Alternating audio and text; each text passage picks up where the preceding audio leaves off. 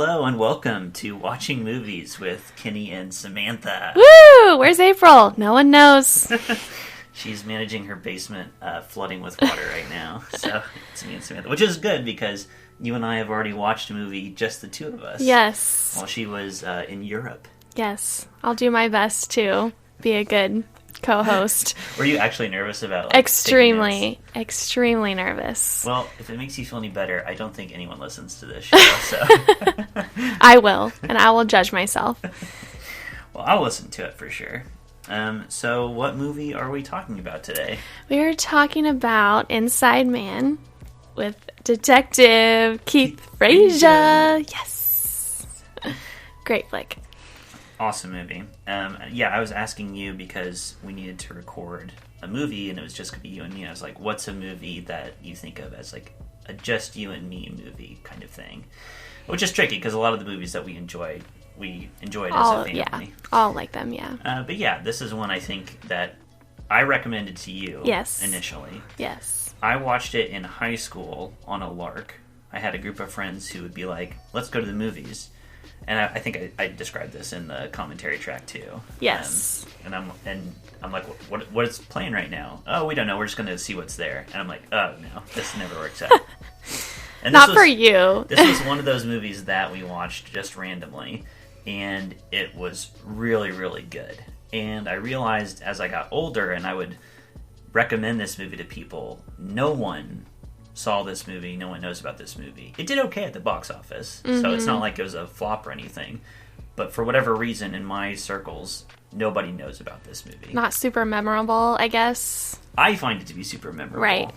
I do think there are some things working against it, as far as like what makes it a great movie. Oh. Maybe we'll get to that. Elaborate later. As yes. we discuss. Okay, so this is Inside Man from 2006. Directed by Spike Lee, of Spike Lee fame. Do you know anything else about Spike Lee? Nothing.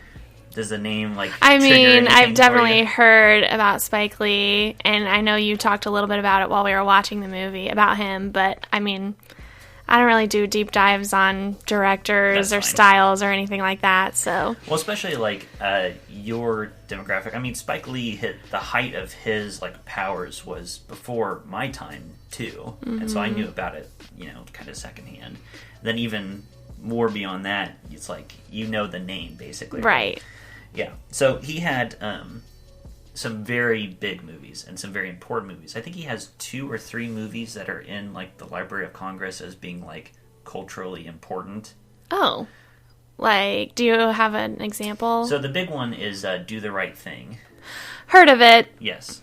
So he also did Malcolm X, which also stars Denzel. Right. That's also in the Library of Congress. Yes, I have heard of that one. So he has these big, culturally important movies with huge themes.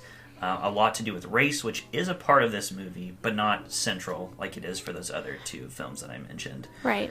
This is just a cool-ass bank heist movie. Yeah. It's just an action thriller. But a little extra. Yeah, with a little spice on top. Yeah, exactly. It is a Spike Lee joint. It is a Spike Lee, I was going to say movie, but specifically he calls them Spike Lee joints.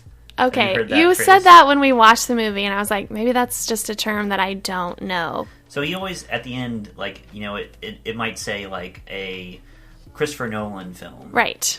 He just always says a Spike Lee joint. I wonder why. Do you know? I think it's just a style thing, although he made one movie that it got messed with by the studio and stuff, and it didn't turn out the way he wanted. Oh. And it said a Spike Lee film or something like that. Oh. So he's like, this is not an official Spike Lee joint. Oh. Okay. I think of it as certain flavor. Yeah, I think of it as saying a Spike Lee special. It's this is stamped, this is approved, this is exactly the way I want it to be. That's kind of how I think about it. Okay, that makes sense. Yeah. So, that's Spike Lee. Nowadays, he really hasn't done much in a while. Not that he needs to. Right. Other than, go to basketball games. Sure, yeah. The cast. Do you want to start talking about the cast? Okay, so we've got Denzel. Yes. Amazing. Jodie Foster. Mm-hmm. Love her. Chiwetel Ejiofor. Mm-hmm. Christopher Plummer. Yes. Of, Sound of Music fame. Yes. Which apparently you told me he wanted to get away from that. He hated that role. Okay. He hated that movie. Which is crazy to me because, it's classic. And he's so good in that. He's so good. And then Clive Owen, of course. Yes. And just for whatever reason also, Willem Dafoe. Oh, yeah. Yeah. See, I always forget about that because it is such a small role. He's not a forgettable guy. No, not at all. But... the cast is nuts. Yeah. All the way across the board. So great. Even the people that, like Chiwetel Ejiofor. Yeah. Like, I had seen him in Serenity, and I was like, oh, it's the operative from Serenity. And now he's everywhere. Yeah, he is. Lots of stuff. Is good, because he's great. He is. So Denzel, start with him, the star of the show, Detective Keith Frazier. So he's our main lens into this world. He's our hero. It's interesting to me, and I want to hear what you have to say about this. There are certain actors where I can't get past who they are as an actor. Like when I see George Clooney in a movie, he's just George Clooney. Yeah. And like Harrison Ford kind of too, bit, yeah. But Denzel is like, you see him and like, he's Denzel. Yeah. Right? But he's to me is more like fits into like a Tom Hanks category, where it's like, who he is, but he still blends into the role. Like, I do think of him as Detective Keith Frazier. Yeah. It's not like, George Clooney in Gravity. I don't know if you ever saw that. I've never seen the whole thing. It doesn't matter. Or like in Ocean's 11. I don't think of him as Danny Ocean. I think that's the character's name. It's just like, it's George Clooney. Right. Just being George Clooney. He's too big. Denzel can get beyond that, I think. Yeah. So he's like A+, great actor. I can't quite separate their fame from who they are in the movie, but it doesn't matter. Right. Because it's Denzel. He's great. Clive Owen as, not the villain, as it turns out, but kind of. I wrote a little bit about that, because I was like... He's the antagonist for most of the movie. He is, except, let's see, what did I write? Did he plan the heist so that he could get rich, but also feel morally good about what he's doing? Or, like, what do you think his morality is? Like, does he have a strong moral compass or not? Is he just a bad guy? And it's interesting, too, because the whole movie is framed completely by him. Right. He opens up the narration. Right. And closes the movie as well. Right. So... Are we supposed to root for him? Don't know. And also, both? He tells us about his motivations, but of course we're hearing from the bank robber's perspective. So right. I mean, I tend to find him a pretty... He's a good character for sure. I tend to be, by the end of the movie, I'm on his side. Right. The bad guy is Christopher Plummer, exactly. And kind of the mayor too. This is a shady guy. He's definitely shady. He's just kind of a player in this. Yeah. He's not super important. He's also kind of clueless at the end of the movie. He's like, what have you gotten me into this time, Jodie Foster? Yeah. And maybe we should talk about Jodie Foster next. Definitely. Lots of... it's a complicated situation, the whole movie. Jodie Foster plays Madeline White, who is a cleaner fixer for high-power, wealthy people. The original Olivia Pope, if you will. I don't know who that is. Scandal. Have you ever heard of that show? No. I think that's the whole show. She's like a fixer of like politicians in Washington. She like cleans up affairs and stuff like that. So that's the kind of character I think Jodie this is, exactly. What do you think of Jodie Foster's character? Oh, fantastic. I think I said while we were watching it, I want Madeline White energy where I can I'm so competent. You know what I mean? Competent, confident, all of those things. And looking that good. Oh, yeah. Those calves. The calves, the suits, the bags, all good. The hair. The high fashion pony. Yes, love it. Absolutely. It's interesting because a lot of Jodie Foster's other big roles, I'm thinking like Silence of the Lambs, especially. There's a lot of vulnerability there in the character. Not at all here. Right. Like, she's always in control of whatever situation she gets into. Right. Which I think is really good. She's very convincing as, like, a powerful woman who knows she's powerful. Yes. She owns it. She wields it. She always has, like, the cat that got the cream smile on her face. Yeah. You know what I mean? Yeah. Like, yes. And she, like, it's a testament to her that she, in her scenes with Denzel, can just stand her ground completely. That's true. And you buy it. That's like there's the scene especially where she's coming out of the bank. She's had her interview with Clive Owen, And Denzel is like, what happened? She's like, I think I made an impression. She's going to leave. And Denzel's like, bullshit. You trusted me. Right. And she leaves by saying, you couldn't afford me, to her. Yes. Or to Denzel. Him, yeah. And it's like, you buy it. Definitely. It works. Yes. You already mentioned Christopher Plummer as Arthur Case.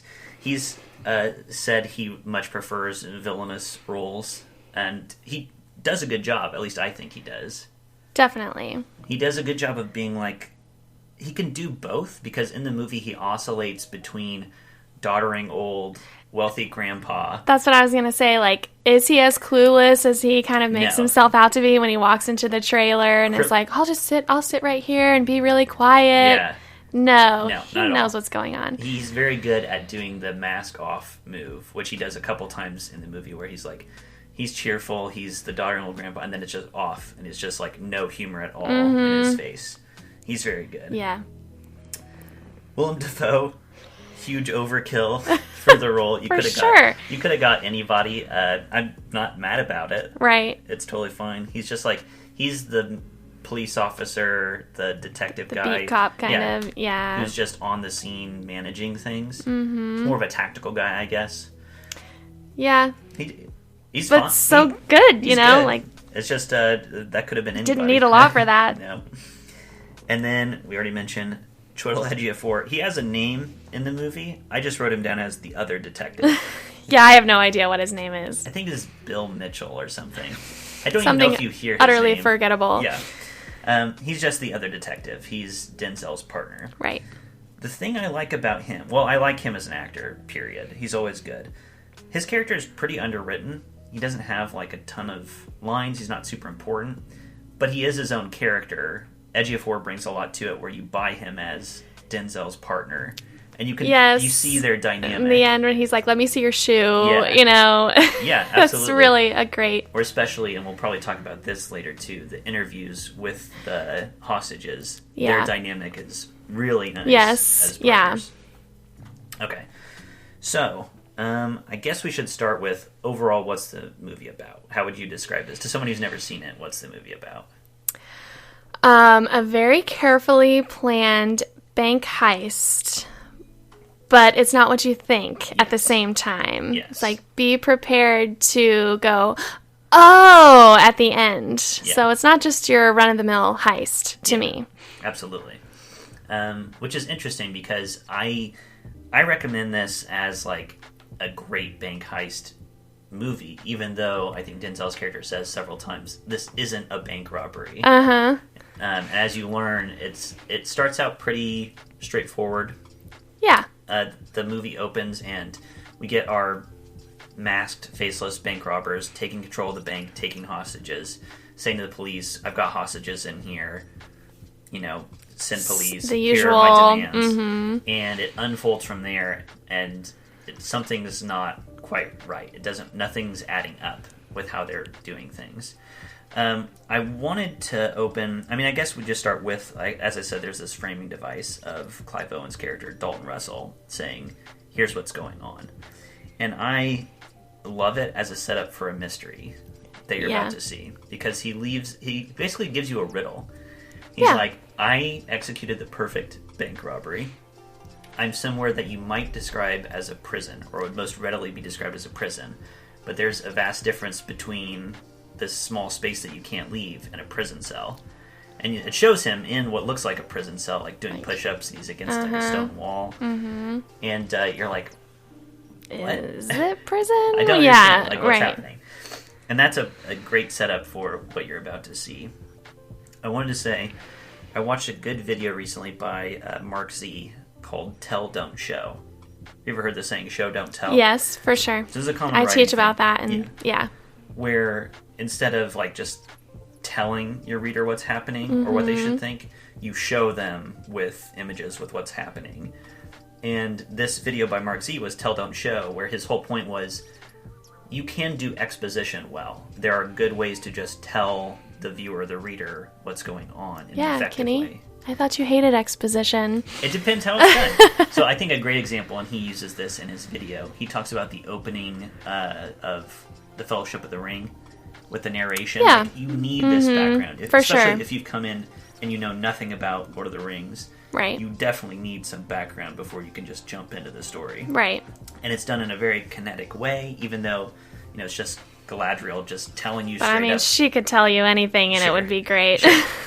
And so I think the opening of Inside Man is the same way, where you are just being told at the beginning information, stuff that's happening, but in a really effective way. And it's not quite what you think, too, Absolutely. It serves a purpose beyond just here's what happened, I think. It's setting you up for something. Yeah. Which is good. For a puzzle, a riddle, like you said. Yeah. Yeah. I think that's the thing that this movie does most effectively, is it sets up mysteries and riddles and then pays you off at the end. Yes. With how it goes. It's like you are Detective Frasier also along for the ride. Like, oh, I see. I just love that feeling. Mm-hmm. I wrote about that. I love the feeling of it all falling into place at the end. And answering questions that you had as you went along. And then when you go back and watch it a second time, you're like, that makes total sense. Oh my gosh. Yeah. Brilliant. It's very good. So I think this is, like other movies that we've talked about, this is a near perfect movie. And I have very tiny little complaints. Of course. But I don't even think they are, the more I think about them. Mm-hmm. So I was going to say one of my only complaints, and this is so small, it's microscopic, this complaint. The opening credits, you're seeing the bank robbers going about their business. And for such an interesting movie, the fonts they use for, here are the actors' name, they have, it's like a image of, a dial, a bank vault. Oh, yeah. Thing, you know what I mean? Mm-hmm. A high-tech thing, and it's just, and it's, it just feels so generic. You know what I mean? Yeah. For such a specific movie. But I actually don't think that's a problem, because that's more of the movie, lulling you in. Exactly, to, making you think it's a regular, movie, yes. Which, as the movie starts, you just see the beginning of the bank heist, and it looks like any bank heist movie. Oh, that's pretty smart. They're, covered up, They come in, they take out the cameras with their little flashlight things, and you're like, okay, this is a bank heist movie. Here we go. So I think even the credits, actually, even though I'm like, this is such a cool, slick movie, and the credits are so boring, I think even that works in the movie's favor at the end. I also did some research. When we watched, I was like, one thing I really like about this movie for a bank heist, there's basically no, high-tech, James Bond-esque gadgets and stuff. That's not plausible. Except, at the very beginning, they use those flashlights, ultraviolet, to take out the cameras. I did some research, and actually, you can disable surveillance cameras with infrared lasers. So even that's plausible. Of course. So, you know what? Everything is perfectly plausible in what they do. Let's go try it. What do you think? Let's rob a bank. We have a nice blueprint to do it. We need to find a Nazi collaborator. Yes, somebody bad to rob. Yes. So yeah, that's how the movie kicks off. They take hostages in the bank. We quickly get little scenes with the people who will be the hostages, who we'll be seeing in the bank and we'll be seeing later as well, being interviewed. It's almost like, I don't know, like Clue, where it's like you see all the different, they are all very specific characters and you see them later. And for a while, I mean, you don't know who's who in this whole scene or even what's going on, really. Right. Because there's just customers and robbers. At the beginning, it just looks like a bank robbery. Yes. It's funny that you say that about Clue, because I'm going to talk about Agatha Christie later, who is very similar in like setting up the scene. And anyway, continue. Well, that's a good segue, maybe, because I think, as I said already, the thing that this movie does so well is setups and payoffs. And so the hostages are taken, and then we cut to our hero, Detective Keith Frazier. He's at the desk with his partner, and it's set up immediately that he's going through some kind of scandal. They never elaborate on it, really. He was involved in some kind of other hostage situation or some sort of investigation. Check cashing something or other. Some money disappeared. Yes. And apparently there's suspicion on him that he took it somewhere, that he took the money. So he's in some hot water. And then as they're talking, they get the call that they are going to be the hostage negotiators, because that's his role. He's a hostage negotiator. Because he's in hot water, but the person who would be the primary guy is gone for some something. sick or on vacation, who knows. And so he gets to be the big dog. And like this is like his chance. It's like they both go outside and like they're warming up for a big day. Yeah. Yeah. Stretching. Yes. It's very exciting. Oh, I've skipped over something that is actually important from the beginning. I don't know how I didn't mention it. The music at the very beginning. Yeah. Just every time, why didn't we open with that? I don't know. Every time we talk about this movie, like when you proposed this movie, I think I immediately sent back which is so strange. It's very strange. It's this really catchy song. I didn't look up the origins of it. It sounds Indian to me, but I don't know for sure. But it's a very specific song. So as like generic and plain as the credits are, you have this really interesting music choice. Chanting, kind of, yeah. And what do you make of that? I have no idea. But I did when I was writing some thoughts down. I said, I love the music. And music isn't generally something I notice in movies. Yeah.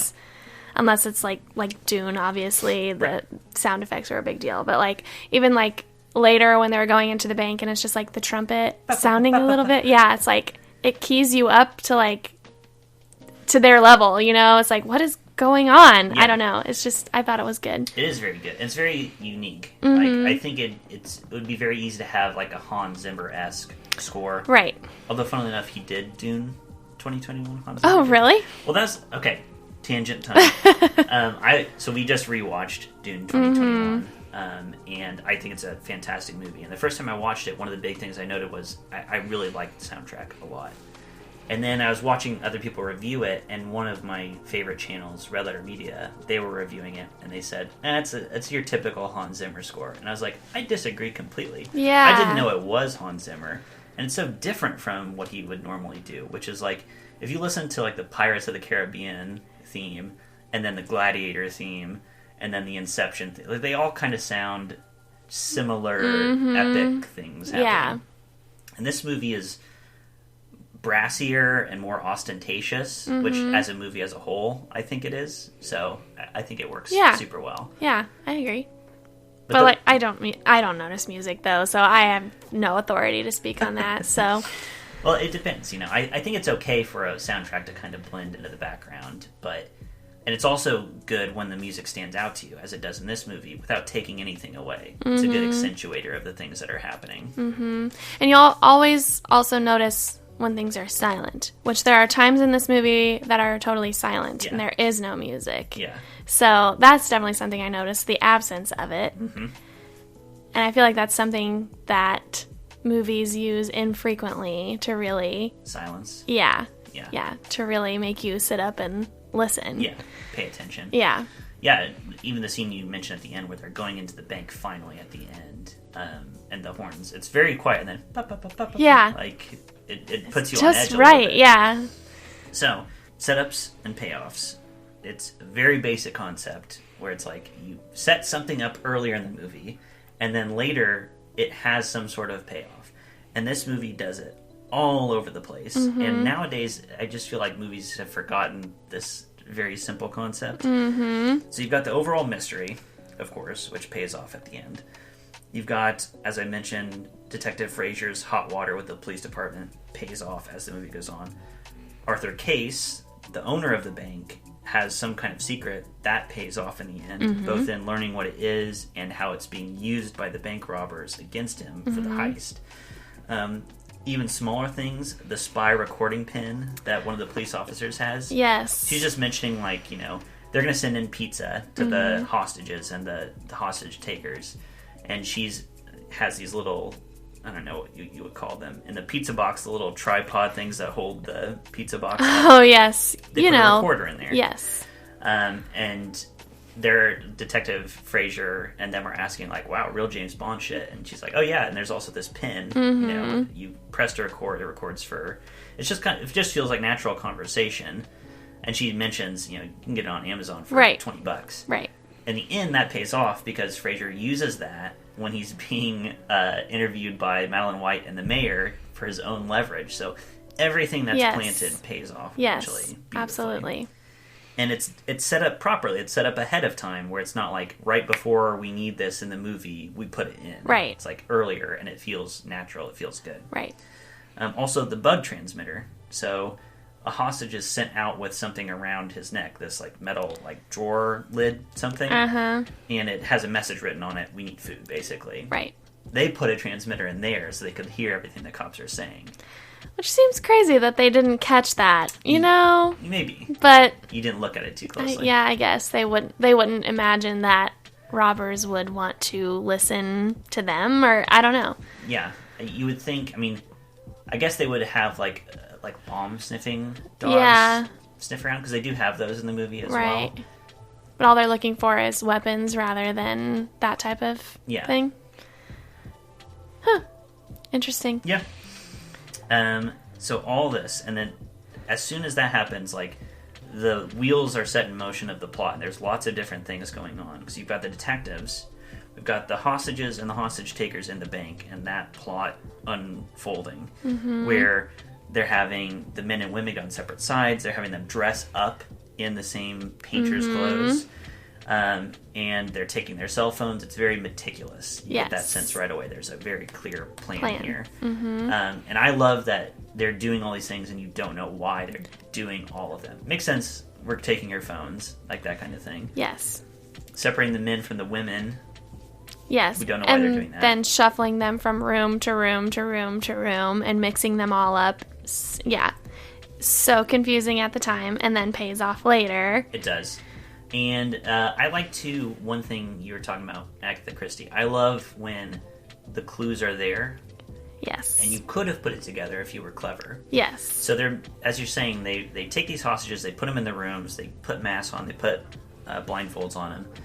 And then they also, we see as the movie unfolds, they'll go into a room, take out a hostage, move them somewhere else, and then one of the robbers will start screaming, give up their weapon, and get thrown into a room as well. And if you're clever, I think you start piecing together, okay, so they're trying to cause confusion about who is a hostage taker and who is a hostage. Right. And at that point, the interviews are starting to be interspersed throughout these scenes in the movie, too, and you're like, okay. And the first time that happens, we get an interview, and it's with the bank manager, I believe. Who wouldn't give up his phone, or said he left it at home. Yes. And we see him, and he got beat up, and he's beat up in this, he's being interviewed, so we see his bruises, so we understand it's after the fact. Right. And it has this grainy quality, too, to show we're after the fact. And he's just describing what happened and what it was like. And then through the rest of the movie, you're getting interviews with all kinds of different people, what happened, and very aggressively, Detective Frazier and his partner are asking, did you rob the bank? Right.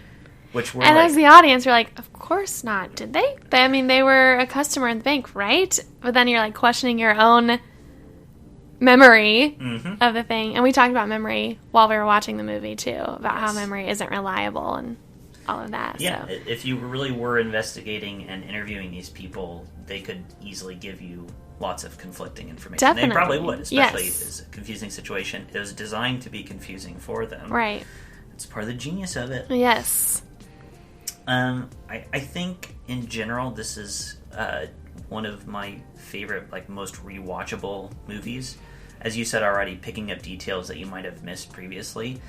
But it's like tense, and it's a cool hangout movie. I love the vibe once all the officers are in that van and they're trying to, like, figure things out and puzzle it together. And there's all kinds of goofy, fun situations of, like, the Albanian translator. Yes. It's just a very fun hangout movie. Definitely. Lots of good characters. Yeah, even the little bit characters, like the construction worker and his Albanian his horrible ex-wife with her parking tickets. Yes. Her little bag of parking tickets. I like that it's an intricately designed mystery where there is an answer that satisfies all of the things that you've seen. Right. Because we live in a world now of, it's like a post-J.J. Abrams world of, like, mystery boxes, where it's like, we are going to set up a mystery. We don't really know where it's going. Right. We haven't made it that far. No. But we're going to hook you and really make you want the answer. It's easy to set up a mystery. It's easy to set up something where it's like, why is that like that? That's so strange. it's much harder to plan far enough ahead to have something that fills in those blanks and connects the dots, and you go, like you said, oh, right. That's what was going on right. the whole time. And in this movie, there's lots of that. Like, there's the riddle at the beginning. They break into the bank. Why are they moving people around like this? And then there's the extra detail. They skip the bank vault. They go to the bank vault, walk away from it, go to some utility storage closet room, and they're just looking at, like, a shelf of boxes and paper and computers. Supplies, yeah. And Dalton Russell goes, beautiful. And you're like, what? Why?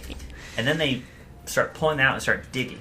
And I think it's a great setup because you're like, they're tunneling towards something. Yeah. They're digging towards something. They're going to tunnel out or, somehow. Yeah, something. They're going to Shawshank Redemption and get out. Or there's something more valuable somewhere else that they're tunneling towards, like a secret room somewhere, which would be so lame if that were the mystery. No, they're digging a toilet hole. Literally. A shithole. Yeah, the plan is for Dalton Russell to stay behind after it's all done, hidden behind this wall, stay there for a few days, and then he can just walk out with the diamonds that they have. Because they know once the whole hostage situation is over, they can't take anything with them. Right. And still maintain their innocence. Exactly.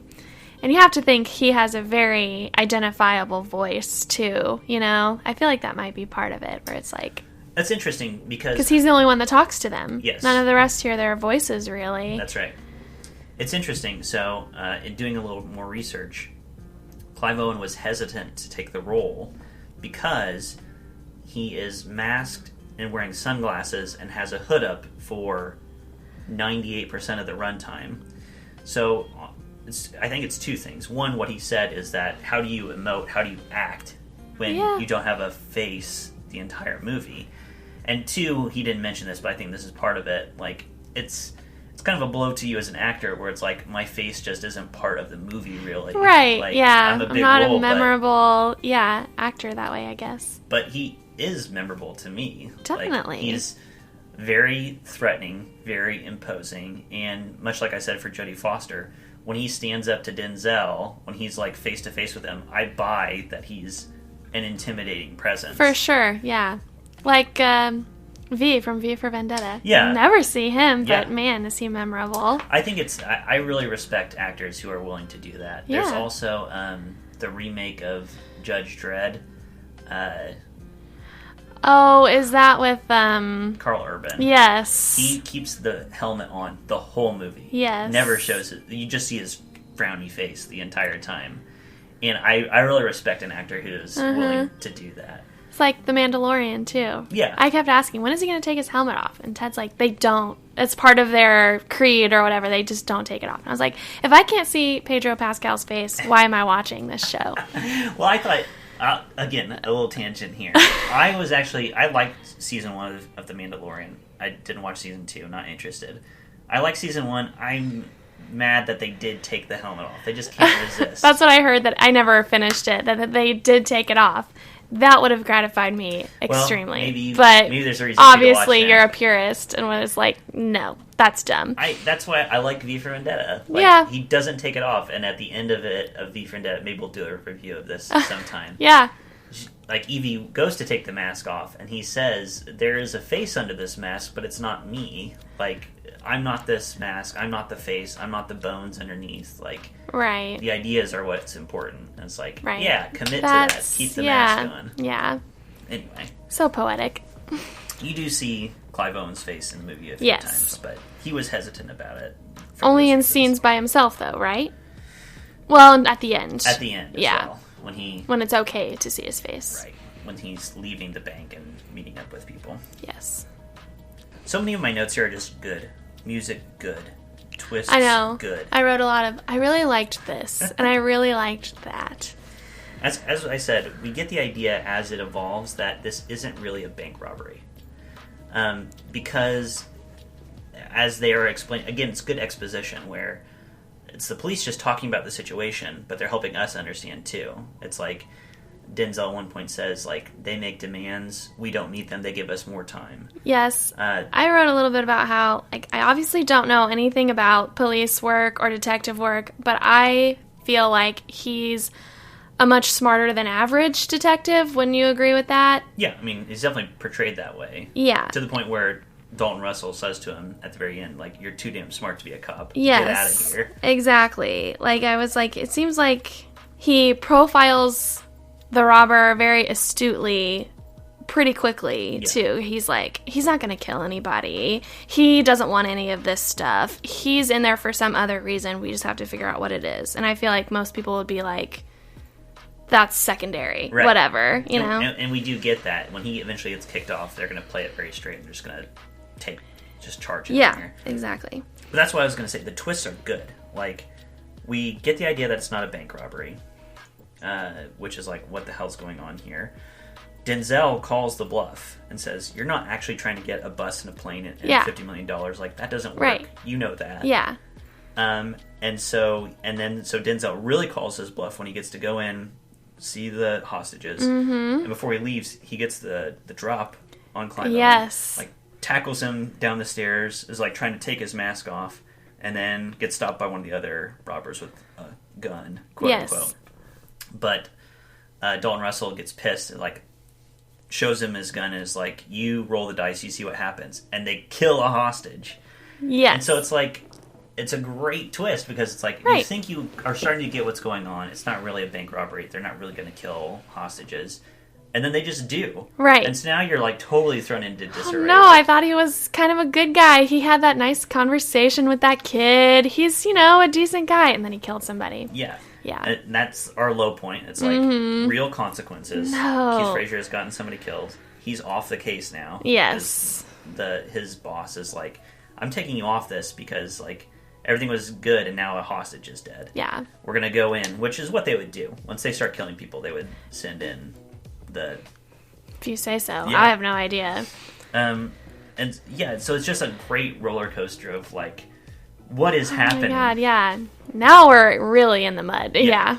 And so they're going to go in. And I was thinking about this after we watched the movie. So Frazier's off the case. And Darius, Willem Dafoe's character, is in charge. And they're going to go in guns blazing. And they're thinking about it tactically. So they're talking about their tactics. And when they do it, they're showing a scene of what that might be like. Yes. So I was thinking it's like, it makes total sense in the movie. You're seeing them go in and, like, they're imagining what would happen. Like, hostages might die. You see some of that. It's going to be a confusing situation. We don't know who the hostages are. We don't know who the hostage takers are.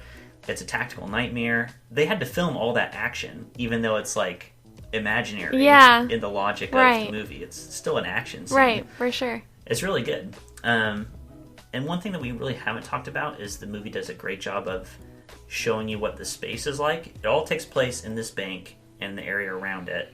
And there's lots of shots showing you what the setup is like, which is really important as the movie goes on. And you and I were speculating, is this a stage? Because you can't really see the sky from the ground. It's not. This was shot in New York. Oh, really? Yeah. Wow. So they did shut down an area. And the bank that they use, it used to be, it might have been a bank, but now it was like some sort of like gastric bar thing. Really? It's something like that. Well, that's cool. I would have guessed that it was a stage. That's crazy. Like watching it, it felt like this seems like a closed set, right? Like a huge closed set, but no, it was on. Wow, that makes it so much cooler. Yeah, definitely. And I wasn't thinking about that the first time I watched it. The first time you watch it, it's definitely like not. Totally suspended disbelief. Yeah, right. It just feels like they're in New York, which they are. They were. I liked how the chronology of it was like it starts in chronological order. But kind of. The first thing you get is not in chronological order. True, but you don't know that. You don't realize that. But it's like, everything's happening, and then all of a sudden, we're in the future. And then we're back. And I thought it was just right. Because there are tons of movies that mess around. Exactly. That mess around with the timeline for absolutely no fucking reason.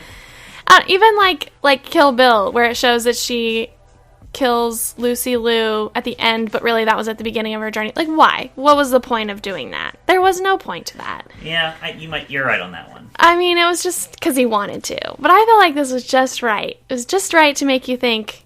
Well, it's important. It's like, Kill Bill's not a mystery. You're not wondering what's happening. This is a mystery.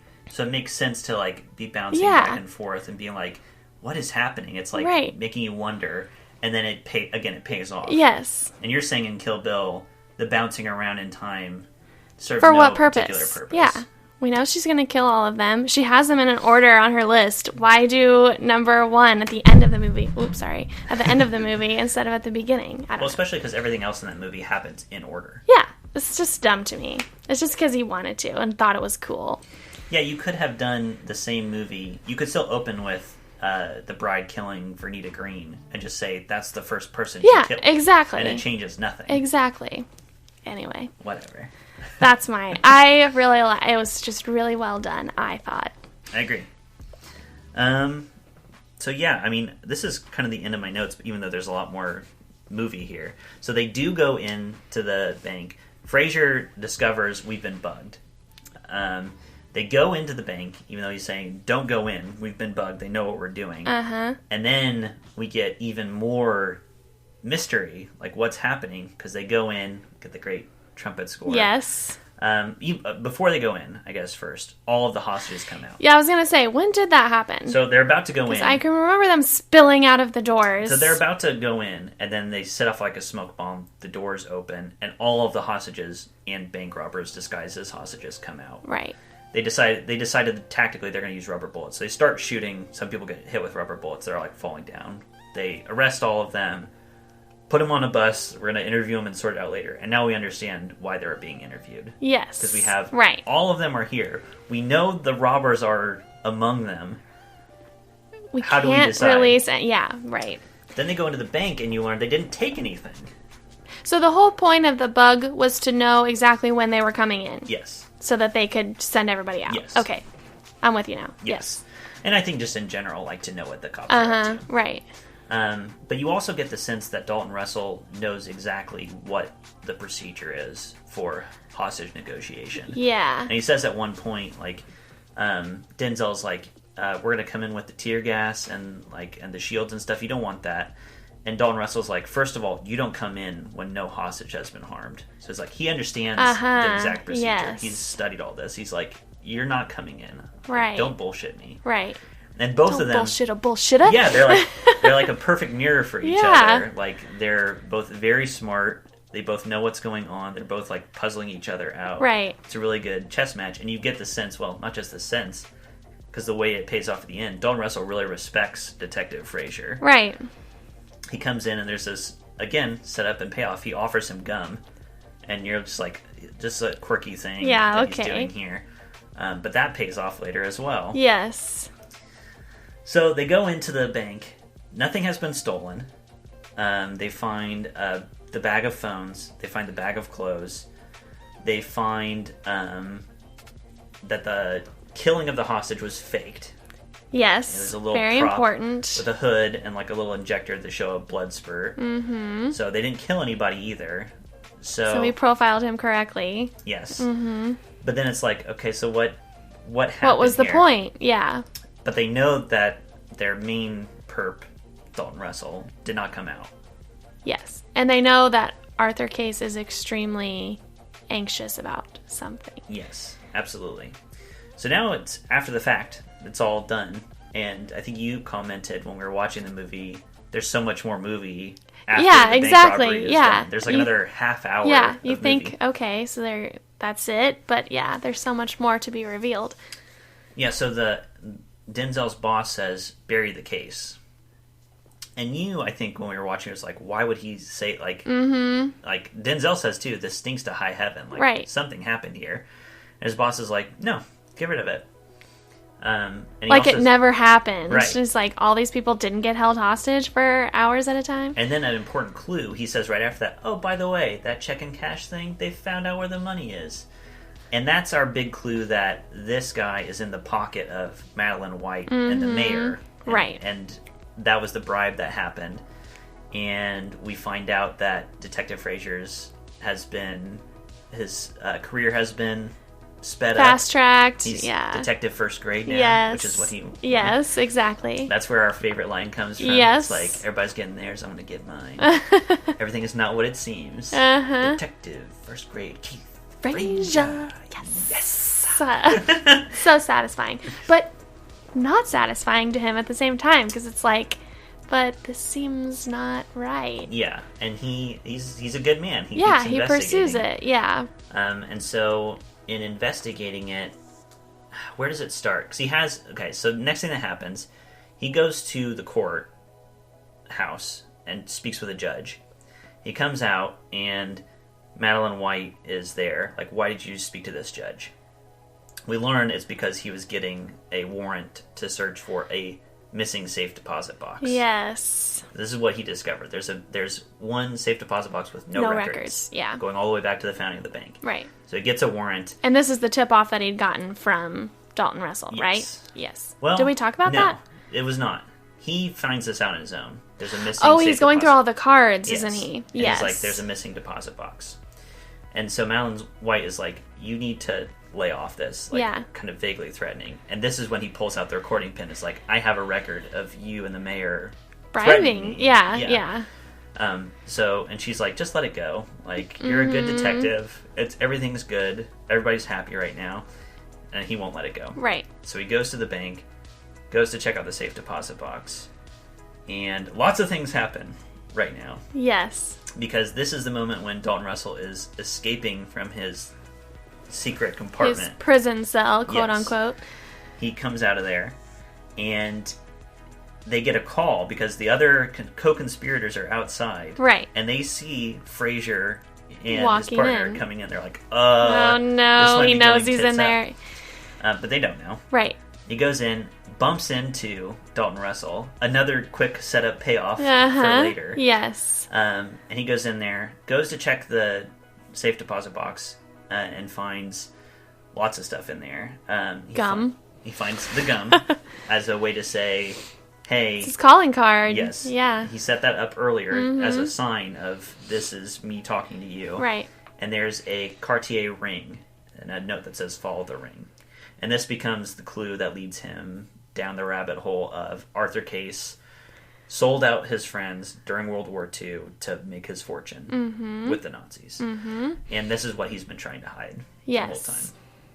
And this is what has enabled this bank robbery as well. Like, they didn't take any other cash. It's like, we're just taking these items because technically they don't exist. There's no record of them anywhere. Exactly. And it's a way to expose this guy for the monster that he is. Mm-hmm. It's great. Yeah. So satisfying.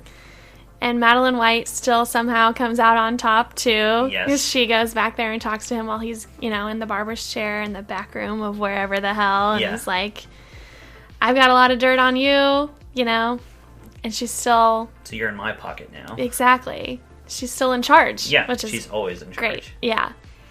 I don't think you're supposed to really root for her, or are you? I don't know, but I still like her. I don't think I root for her. I think she's just this independent variable in the whole thing. Because when she's interacting with Denzel, I'm on Denzel's side. Where he's for sure.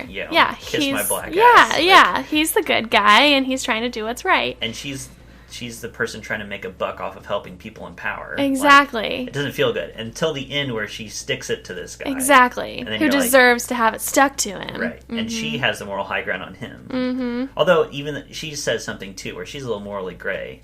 She's like, I'd like to tell you that you're a monster, but I'm selling Osama bin Laden's nephew a place on Park Avenue. Yeah, or whatever. Right. Which I never caught until this past time that we watched it together. Mm-hmm. But she says, you're going to be our reference. Like, you're like, yeah. You belong to me now. Uh-huh. So it gives you a good sense of how she operates. Definitely. And she's so self-satisfied when she walks out of there. Yes. Oh, God, I love it. It's so good. And then a final payoff at the end. At the very beginning, when we first meet Keith Frazier, he's talking to his girlfriend, who's like pushing him to get married. He's like, I don't want to get married. Mm-hmm. And he tells Mr. Bank Robber that too. Yeah, that he's like, money isn't everything. Yeah. Like, if you love each other. Thank you, Mr. Bank Robber. And he gave him a diamond. Yes, when they bumped into each other. He gave him that, and he looks at it at the end and like winks at the camera, and then it's yes. It's so satisfying. And her drunk brother is on the couch. Yeah. Another interesting little tidbit. Yep. I think it is a perfect movie. I love it. It's great. Yeah. I think it's actually more perfect. people should watch it. Yeah, for sure. Now, I had one last note. This is a very specific thing when I was Of course. researching this. I want to talk about the intentional fallacy. Have you ever heard of this? I don't think so. So this is a literature thing, writing thing. So when you're analyzing a piece of literature or a movie or whatever it is, you can fall into this trap where you're wondering, but what did the author intend? What were their intentions? And that's the intentional fallacy. It doesn't matter what they intended, because their work might do things that they had no plan for, but it does anyway. There's a kind of different version that I subscribe to, where I think a lot of creators are really bad at analyzing their own work in general. So if you've ever heard like a songwriter you really like or a band you really like talk about their music, it's always so cringy. They're so clueless about talking about their own work. In this movie, there's a little scene between Dalton Russell and there's this little kid, a black kid, who they're in the bank vault surrounded by money, and they're just hanging out. And the sitting on the money. Yes, and the kid is playing like a GTA style game on his PSP. And you know the scene plays out pretty humorously because it's GTA. You know, you're killing people, stealing cars, taking money, stealing cars, all that stuff. Living out horrific fantasies. Right. And the bank robber's like, Jesus, like, I'm going to tell your dad about Appalled. this. Yeah. And then the kid is like, this is cool, like what you're doing. Yeah. And the bank robber's like, you think this is cool? And the kid's like, yeah, you're just trying to get paid. Like, this is awesome. And it's just like a humorous moment and makes you kind of on Dalton Russell's side. It's like, he's not a monster. Like, we can tell he's not really a horrible person. Right. Just the way he's interacting with this kid. Right. Here's what Spike Lee had to say about this scene. He says, I just hope people understand that this is an absolute statement about my horror at how violent these games that young kids play are, and also the infatuation with violence and gangsta rap among the black community. It's not a real game, but it's not that far-fetched from the games that are being sold, and more importantly, the mindset behind them. There are just too many black men killing each other as it is.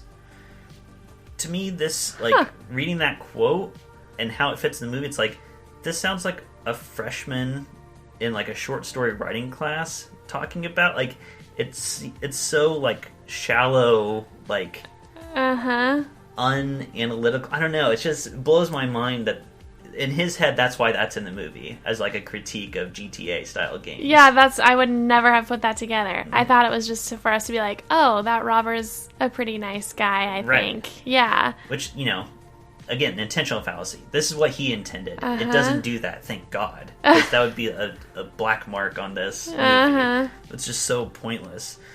I don't know. So, I can't really say too much because this is why I think criticism, like analysis, is important, because the people who make it aren't necessarily the best at it. But I am an English major and I'm running a podcast called Watching Movies, so right. I'm probably pretty biased. I have talked about that a lot. Anytime I had to take an English lit class in college, is like when you have to like analyze and pull out things that are supposedly there to be pulled out. It's like reading. That's just, I don't think that's true. I don't think that's what the author intended at all. I think it was just a fun story for them to write. And it's like, I don't know. I think it can be both, you know. It doesn't, that's the intentional fallacy. It doesn't matter what they meant it to be, you know. Yeah. Like Star Wars obviously is just a fun, like, space film based on a throwback to Flash Gordon and all that, with some samurai movie stuff thrown in. But there's all kinds of stuff that you can analyze there. For sure. That have had, religious. Yeah, for sure. If you're looking for that, I suppose. If you want that, yeah. Yeah. Okay, so, do you have any extra notes before we get into our final review? I think we nailed it. Okay, so, what is your rating of this movie? My rating is Agatha Christie would be impressed because of exactly what you said when you compared it to a clue board. Because her stories are just like Hercule Poirot or any of that stuff. It's like setting up, so you look at all of the characters and you try to puzzle out who done it and what happened. Exactly. That's what my rating is. That's very good. My rating is it's good in all caps. I was trying to think of something clever, but this is just one of my favorite movies. Yeah. It's so rewatchable. Mm-hmm. I think this is the best movie you've never seen or heard of, probably. For sure. I want to come back to the things that I think are working against it. Because there's this little bait and switch where it's a bank robbery, but it's not really a bank robbery. they couldn't really sell it like that. Yeah. And if you look at the movie poster, if you look at all the promo materials, it just looks so generic. For sure. It looks utterly generic. Yes. And the name of the movie, which I love, I yes, think it's fantastic. Works in a lot of ways. It works on a lot of levels for the movie, but is not something that's really gonna pull spark you your in. interest. Yeah. So the title Inside Man, it obviously applies to Dalton Russell, who is the man who stays inside the bank. Yeah. It also, though, to me, applies to Arthur Case, the villain, because he's actually accidentally the biggest co-conspirator, because all his crimes and everything that he did makes him vulnerable and makes this entire thing possible. Uh-huh. Which Dalton Russell talks about at the end. You were saying, like, what is his morality? Right. Exactly. Yeah. And at the end he says, I did it for the money. Like, I can't lie. I wanted to get paid. But he has this great line at the end where he says, respect is the ultimate currency. And Arthur Case sold his respect away for some money. And Dalton Russell's like, I want money, sure. But that's not the biggest thing. For him, it's about the respect and doing something perfect. Yes. Which he says. It's like, I did it because I wanted to execute the perfect bank robbery. Right. Like, because I could. Right. Basically. Probably exactly how the director feels. I'm executing the perfect movie. Yeah, it's You need great. to respect my work. It's great. Yeah. This is like the last great heist movie. It's the last great bank robbery movie. I can't think of a single other example that comes anywhere close since then. No, I mean, I think you mentioned Ocean's 11 when we talked about it, but that had to have been around the same time or before. I believe it was earlier. Maybe I'll look it up right now. But I don't know. And I guess heist movies aren't really my go-to genre anyway, so I don't know that I would know a lot of them. But like we've talked about, this isn't just a regular heist movie, so... Yeah, so that was 2001. Oh, so wow, okay. So, yeah, I don't know. I mean, it's a very specific genre. I mean, Fast and the Furious is a lot of insane heists, I think, stealing cars and all of that, but... That's why I said this is the last great one. Yes. Where it's like an actual intricate plot. Right. And it's interesting. Theirs is just all brawn. And then, lastly, your recommendation. Who would you recommend this to? Would you recommend it? Yes. I have a tagline, too. I don't know if we're doing taglines, but... Oh, we forgot. April's always the tagline. Okay, well... So, I said this movie is for someone who enjoys a puzzle and appreciates when the bad guys are exposed and the good guy comes out on top, for people who like gratifying endings like me. This is a movie for you. Yeah. Because Keith Frazier comes out on top, I feel like, and he has the moral high ground all the way through the movie. Mm-hmm. He wasn't part of that first scandal, even though he was being blamed for it, and he... pointed the finger at the person that the finger needed pointed at, so... And all the characters are so memorable. Yeah, for sure. Even, like, the little tiny characters yes. are memorable. We also didn't mention this. We mentioned the commentary. It's a diverse movie without ever, like... And I didn't even realize that until you pointed it out. It? Yeah, it was just like, these are the characters in the movie. You know what I mean? Yeah, totally. My recommendation, I would say this movie slaps, and it slaps really fucking hard. If you like movies, you'll like this movie. Yeah. Like, I've thought about other movies where it's like, this is like Lord of the Rings, like Fellowship of the Ring, I think is a pretty perfect movie. But, your aunt or uncle who doesn't like fantasy won't like it. Yeah. I can't really think of a person who wouldn't like this movie. Yeah, or at least parts of it. The only person I would say who maybe you wouldn't show this to is like a kid, because there's some F words and stuff, but I don't know. I don't care. Show it to your kids. Yeah. It's great. It's not like horribly violent. And it's, challenges your brain too, which is good for everybody, I think. Yes. I can even see some weirdos being like, I'm not going to see a Spike Lee movie. It's going to be all about race and stuff. Oh, yeah. It's not. Not at all. You can watch this, and it's there if you want it, but it's not in your face. Right. It's totally, you can just enjoy this on a strictly surface level, and that's totally fine. Yeah. Yeah, just great, perfect movie. Yes. I have a tagline. Okay. I don't know if you'll like it or not, but have you ever heard the phrase, man proposes, God disposes? No. Okay, so basically that means, like, you can plan the best laid plans.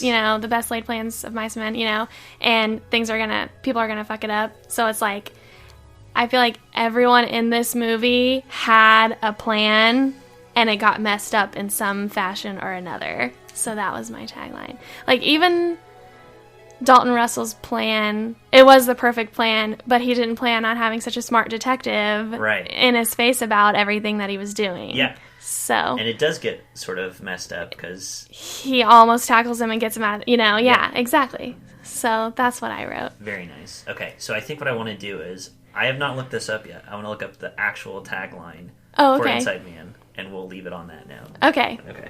Perfect. I'm interested to see. All right, you ready? Yeah. It looked like the perfect bank robbery, but you can't judge a crime by its cover. Actually, not bad. Pretty good. As far as the ones that we've looked at on this show, like, at least it tells you something. Right. It gets you a little intrigued. Yes. Okay, well, thanks for joining me today. Yeah, no problem. It was great. And thanks for joining us on Watching Movies. We'll see you next time. Bye. Bye-bye.